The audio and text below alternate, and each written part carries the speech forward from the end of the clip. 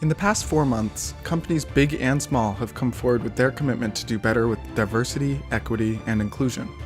One of the things we've done at PI is hold roundtable discussions with these members of our community, and in these conversations, many business executives have expressed anxiety about how to best address these issues.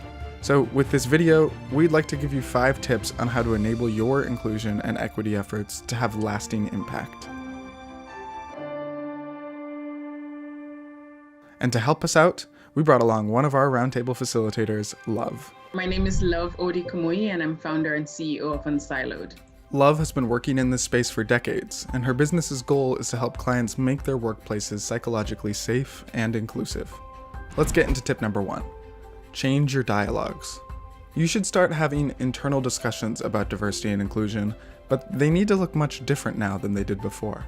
The old way of doing it was there was an incident and it was often a town hall approach. Someone got up and made a declaratory statement and then also said that this doesn't align with our values and things need to be different. Love goes on to say that this approach is outdated. A dialogue needs to be an active exchange of ideas and not a town hall. It means leaving echo chambers, splitting into diverse, conversational groups, and most importantly, bringing in professionals who can facilitate these conversations and move the ideas towards action. If you're looking for a good question to help further these dialogues, try having everyone approach the problem through an accountability lens. Calling them in to lean towards this moment of change and to ask them, what does change look like and how will you be involved in that change and how will you be accountable for future action? Tip number 2, make sure your goals are accountable.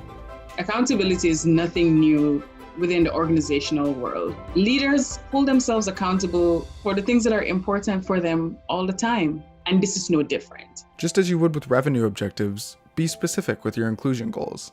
This is the only way to know if your efforts are ultimately successful. Attach it to a metric and a time frame. It's one thing to say inclusion is important and we value you and we value people.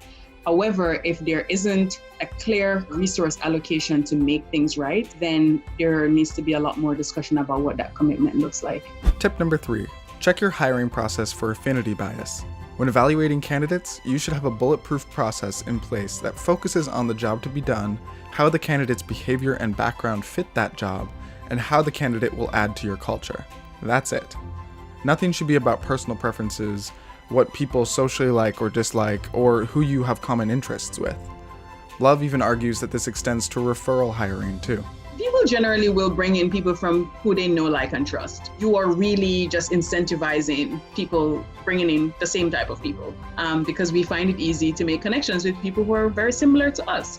If you have a referral program in place, how can you use it to incentivize people to bring in candidates who are different from themselves? It's not hard. It's in the same way that companies establish marketing strategies to find customers that will use their products and services.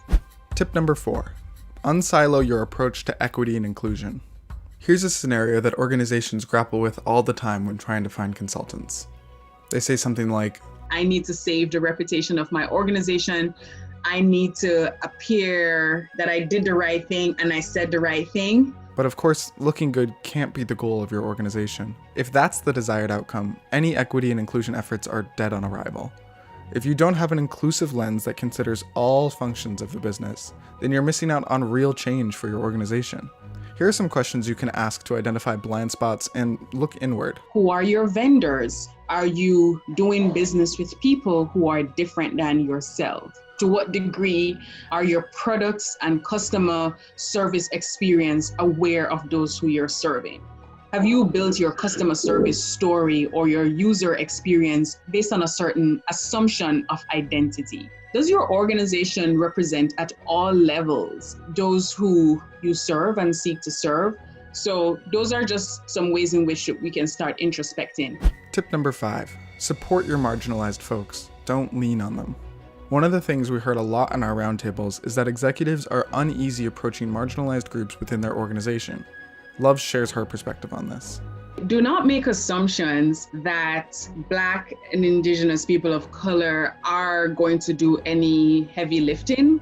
they are within your organizations as experts for the reasons that you brought them in. They, on the other hand, need support because they probably have been bearing the brunt of a non-inclusive work environment until now. They have to probably appear optimistic. They have to maybe minimize their impatience and their fatigue so that they are not perceived as angry and they're not perceived as unforgiving. If you're a manager or an HR professional, be sure to check in on Black, Indigenous, and people of color and give them mental health resources. The heightened awareness of diversity the world is currently experiencing can result in a lot of pressure. It's best to focus your energy on supporting these groups and not spotlighting them. Special thanks again to Love for speaking with us and facilitating our external roundtable discussions. If you'd like to learn more about her business, check out the link provided below. Thanks so much for watching.